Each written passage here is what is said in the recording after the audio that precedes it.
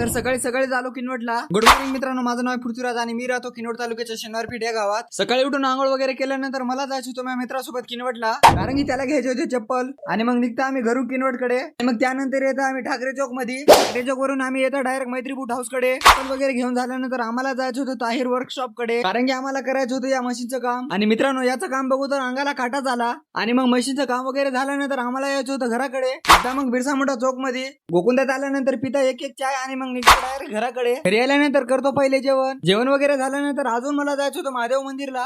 पूर्ण दिवस तर फक्त फिरण्यातच जाते वाटायला. आणि मग मित्र म्हणाले की आम्हाला पण ब्लॉग मध्ये घे. आणि मग त्याला बाय म्हणून आम्ही निघता मंदिराकडे. येतो मग मंदिरला नारळ वगैरे फोडून आणि दर्शन वगैरे घेऊन आम्ही निघतो डायरेक्ट घराकडे. त्यानंतर मग मित्र म्हणतात की चल विहिरीवर पोहून येतो मग डायरेक्ट विहिरीवर. उडी मारायला तर उडी मारून देतात, पण याला तर वरीच येणं जमना गेलं.